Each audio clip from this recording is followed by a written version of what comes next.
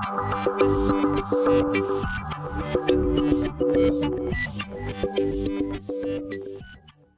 guys. It seems that I have a few interesting challenges today. I think the first one is kind of see you guys very happy with someone doing kind of static analysis of firmware and kind of finding 0 days, and then someone speaking about Elasticsearch, and I'm gonna talk about psychology. So probably kind of don't heckle me too much. That's the first objective. Next objective is being able to finish on time. Thanks, Charlie. So kind of gonna skip around kind of who I am, kind of et cetera, et cetera, et cetera. You can find it in all those places. So kind of straight to behavior economics. What is this thing?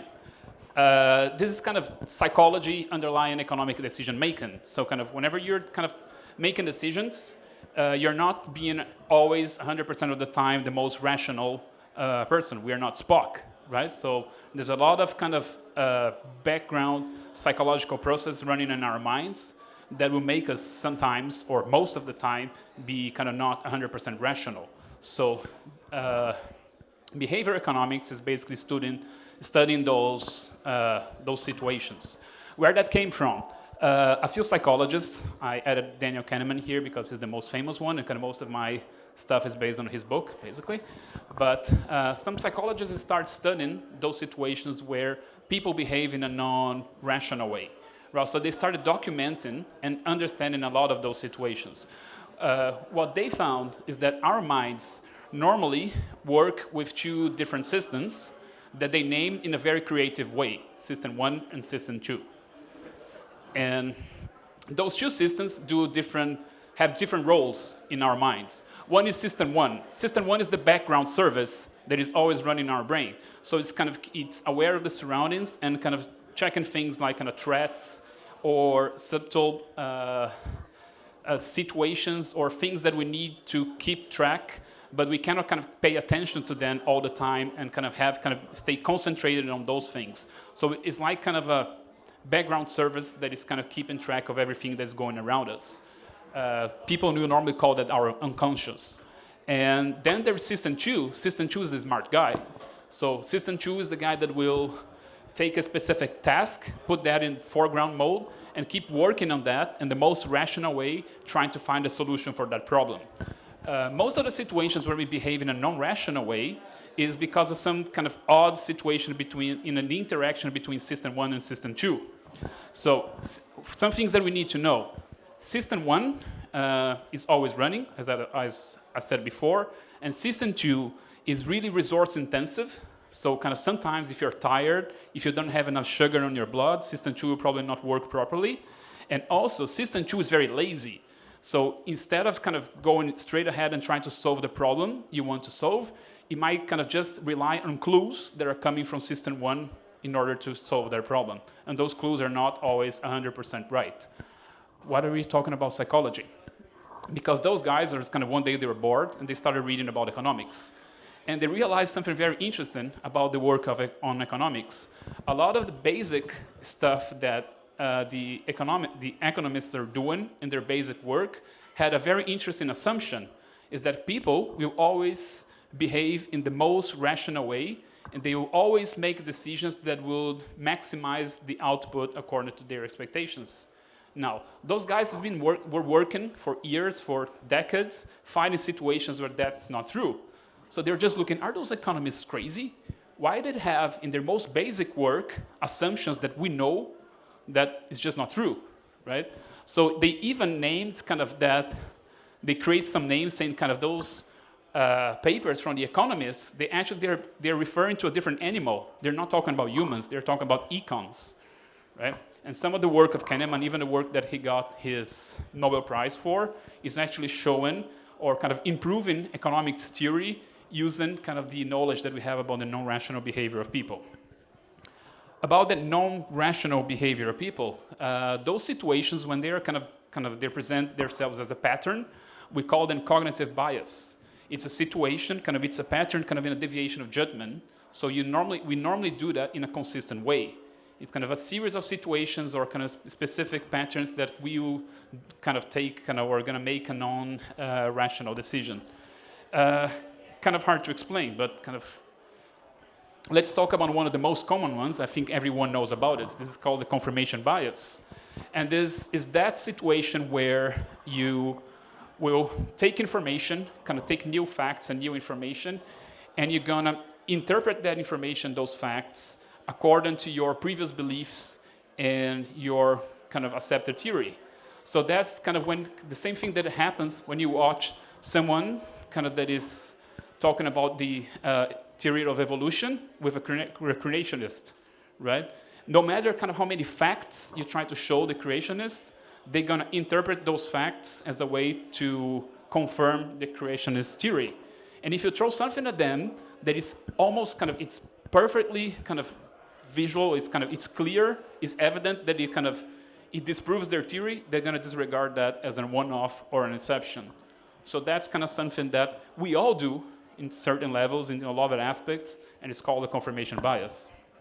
Okay, this is kind of easy to understand, and probably kind of one of the easy to grasp biases, and it's easy to accept, right? We all look at it and say, yes, I probably do that sometimes. Now, let's look at another situation, another bias, it's kind of a little more surprising. This is about anchoring. Anchoring occurs when you're working on an estimation problem. So basically, you need to estimate a number, a quantity, and of course, you want to do that, you want to get a result in the most rational way. The thing is, any number that you come into contact when you're doing, or kind of right before you're going to an estimation exercise, will influence the result of that exercise. What does that mean? That means that if I ask you guys a question like, or I approach you guys with this question, do you think that Gandhi was 114 years old when he died? Probably kind of most of you are going to say no. And then I will ask you immediately after, how old you think he was when he died? And you're probably going to give me a number that will be substantially higher than if I approached that problem differently. So if I came to you before and said, do you think Gandhi was 35 years old when he died? And then I ask you the question, the answer that you're going to give me in that second situation will probably be a lower number than the other situation when I mentioned the 114 number, right? Please keep in mind that every time that I'm talking about the confirmation bias, it's coming from scientific research. So there are lab experiments that actually confirm that those things actually happen, and it affects every one of us. And interesting, there's also one of the biases that's really interesting, that we all believe that those biases affect the others and not us. Talking about biases, I think that's probably my only slide where it's hard to read, because I don't have writing anything else, anywhere else. So there are a series of biases, so there are kind of years of research about cognitive biases, and they find kind of very different situations where we behave in a non-rational way. You're going to find sometimes the same concept under different names, sometimes biases that are kind of very specific situation of a more generic bias. So you're going to find a lot of information about that. There's a really interesting book that has a huge list of biases called The Art of Thinking Clearly, that I think it's a very good source for those that want to understand more about cognitive biases. A few of the biases here that I think is worth mentioning. Hindsight bias is that thing where everything that we try to explain after happened is really clear why it happened, right? So everyone can clearly explain how the CIA was really dumb that they couldn't find about the Al-Qaeda plot for the 9/11 event, right? Or any other situation that we are looking after the fact, and you can clearly understand why, but you couldn't see how that could happen before the event, right?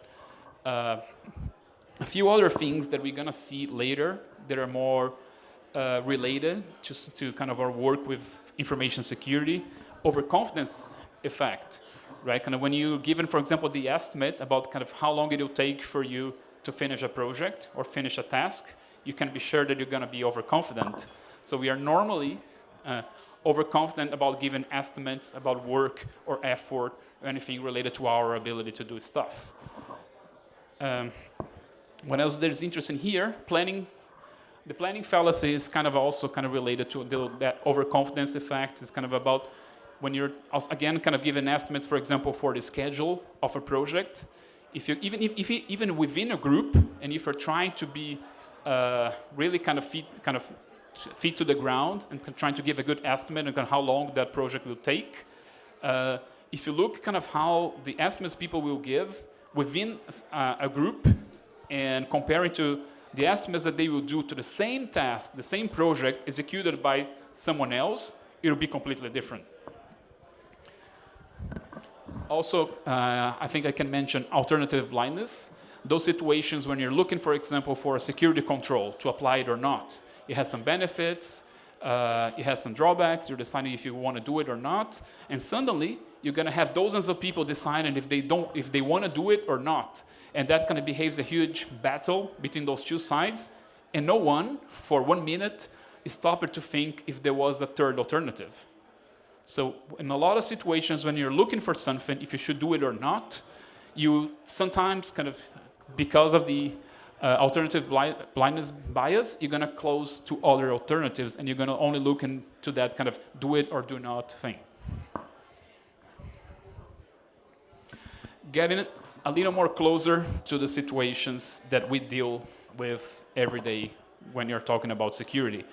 And I think that if I had to choose one subject in our field that is affected by cognitive biases, that's risk assessment. Why is that? Because we need to make decisions about impact. We need to make decisions about likelihood. And those kinds of decisions are really subject to cognitive biases. Now, we just mentioned, a few minutes ago, I mentioned the anchoring biases, right? So imagine you go to a situation that you are primed by a number, and then you have, immediately after, you have to estimate the impact for a specific threat. What's going to happen? That estimate is going to be affected by the anchoring bias, right? And imagine reading a report with kind of very crap information like that Ponemon kind of report with kind of how much you're going to kind of loss per record, that kind of thing. And then you have to provide, you're reading the report, you're laughing, oh, their methodology is crap, the content is crap. And then you go into an impact assessment and you're going to be affected by that anyway because you're not conscious about that. So that's really hard, right? Now, the other piece of the risk equation is really where things get tough. Because when you're talking about likelihood, you're talking about probabilities. And when dealing with probabilities, we suck. Really, the cognitive biases that are involved in estimating probabilities are kind of a lot, and they really mess up with our minds. Just to think about the work that Daniel Kahneman did that he got the Nobel Prize for, is called prospect theory. It just shows that when you're dealing with losses and gains, the way that you're going to behave and the way that you're going to decide for things that sometimes are exactly the same in terms of numbers, you're going to end with completely different decisions when you're kind of considering losses, kind of compared to when you're considering gains. So we can see that kind of we really struggle to work with estimating probabilities. Talking about estimating probabilities and estimating probabilities regarding risk. How many of you heard about the availability bias? Is also one of the most famous ones. Availability bias is that one where things that happen more recently, so they are fresher in your mind, will appear to have higher probabilities than other things. So that's the perfect situation where you're planning for a trip, you can drive or you can fly, and the day before, there is a plane accident, right? It's all over the place in the news. When you're gonna decide if you want to take the car or fly, you're gonna look at the probabilities and say, wow, but it's really risky to fly. I'd rather drive those 800 kilometers because it's probably safer to drive than fly the same distance. What is it's an absurd, right? We know that the situations that can happen when driving are far higher than flying. But it's one day after a plane accident, you can be sure that you probably won't think that clearly. There's another interesting cognitive bias that affects kind of when we're measuring the likelihood of events, especially if you're thinking about how vulnerable a specific platform is, for example. So you really love your iPhone. The design is really sexy. It looks so beautiful. You love Apple, right? So they're probably not vulnerable, right? Because they're so nice. I really love Apple. So no, they can't be vulnerable. That's called the halo effect. It happens because system 2, the piece that you need to use when you need to estimate how vulnerable something is, what's the likelihood of kind of a specific vulnerability being exploited, is kind of handling their problem. It's going to look at clues from system 1, and system 1 is telling system 2, I love Apple, it's so cool. And system 2 is lazy, so it's just going to take that opinion about Apple and replace the problem that you're trying to solve, the question that you're asking, is this vulnerable? And it's basically replacing that question with, do I like it? And that's kind of when shit happens. There are a few kind of, if you guys kind of remember one of the previous kind of Bruce Schneier books before he started to go kind of too crazy in some stuff not related to security. I think, I'm not sure if it's Secret and Lies, but he ends up kind of listing 5 rules that he talks about risk, and I like to mention them here because they normally say people exaggerate spectacular risks and downplay common risks. That's something that we see every time, right? Kind of the unknown is perceived to be riskier than the familiar, or personified risks are perceived to be greater than anonymous risks. So when you look at the APT and you talk that's a specific unit of the Chinese army, oh, that's far bigger than something else that someone else that is unknown is doing, right? Whenever you can identify the source or a specific risk, it can be personified. It'll be perceived as higher than something that it's kind of is from an unknown source. Or people overestimate involuntary risks, risks in situations they can't control. And they also overestimate risks that they can't control, but they think they should. So those are kind of things that we should keep in mind when working on risk assessments. After risk assessments, the next thing that kind of really kind of is impacted by cognitive biases is phishing and social engineering. In fact, social engineering only works because people are subject to cognitive biases, right? After all, when someone is being subject to a scam, what is the rational behavior? Is to not fall for it, right? But we all know that a lot of people fall into those scams. Why is that? Because normally the attacker is exploiting cognitive biases in the victims. Why do I have a copy machine here? There is a very famous experiment that was used to demonstrate something that is called a story bias. It shows that whenever you want to ask something to someone that they're probably not willing to do or kind of they're not supposed to do, the chance of them kind of accepting your request are extremely higher if you provide a reason. Note, pay attention that I said if you provide a reason. I haven't said if you provide a valid reason. And that's kind of where this study really kind of gets funny, because what they did is they went to a place that was a kind of a public copy machine, kind of a library, was kind of a copy machine that everyone could use. And one of the researchers would try to just jump the line, right? So they go to the person that will be the next one to use and say something in order to kind of use the machine before that person, right? And they wrote a series of scripts to see which version or which situation people will be more willing to let the researcher kind of jump the line. So there are things just kind of, can I take copies in front of you without any explanation? There are things like, sorry, I'm in a hurry. Can I take kind of a few copies? Things like, sorry, I have only 5 pages. Would you mind if I jump in front of you? And there are things like, can I take these copies because I need to take these copies? And the interesting thing is all cases where an explanation was provided, including this idiotic one, the rate of acceptance was higher than asking without any justification. So you can see why things like Nigerian scams or all those other things work. You are providing an explanation whereby about why you're asking that absurd thing, and people are accepting just because there is an explanation. Another place where those biases are, have a role in how people behave, user interfaces and security prompts. This is the old interface from Internet Explorer for certificate errors, right? During the establishment of SSL connection. People look at it, and another bias comes into play. It's called complexity aversion bias.